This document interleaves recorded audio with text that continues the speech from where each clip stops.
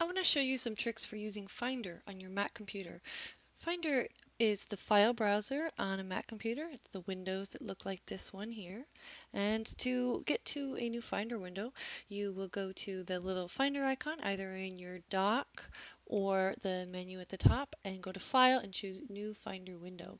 You also can use a shortcut key, which is Command End.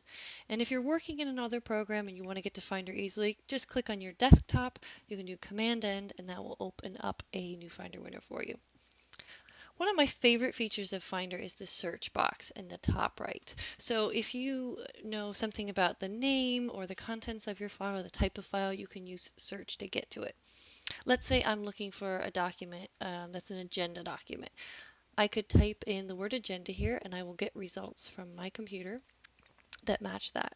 I can go a step further and add more parameters to my search by clicking on the plus icon just below the search box near the top right.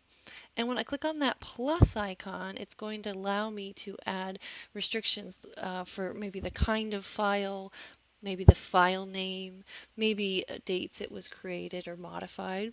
So if I want to look at file kinds that are maybe documents, or I could choose image files, PDFs, depending on what you're looking for.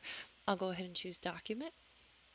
And I'm going to add another parameter. I'll click the plus sign and I want to restrict this to file names that contain the word agenda.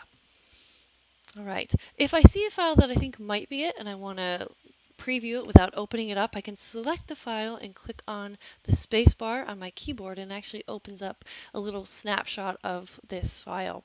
If this is the one I want, I can click to open it in the matching app right from this. Like here, I could click open in Microsoft Word, and that's a really helpful tool for finding what you need.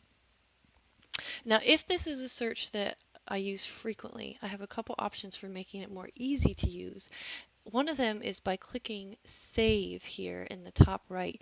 And when I click on Save, it actually allows me to save this file and I can say Add to Sidebar and it will add it to this list of items on the left, the favorites here on the left-hand side of my Finder window.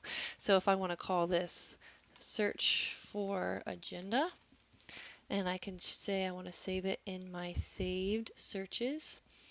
I can go ahead and click on save, and as I scroll down on the list on the left, I will see my search for agenda item is here. So anytime I click on that, it's automatically going to pull up all the files that match that search I specified before. If I use this a lot and I want to be able to access it in even more ways, I can actually click on this and start dragging it down to the dock. And all I need to do is drop it on the right-hand side of the dock on an empty spot here to the right of this little bar divider you see. And when I drop that there, I will have all of those search results accessible right there from the dock. Really cool. This also works with folders. So if you use a lot of folders, maybe you have a folder that you want to make more easily accessible. I have a project folder here, for example. I'm going to add it to the sidebar.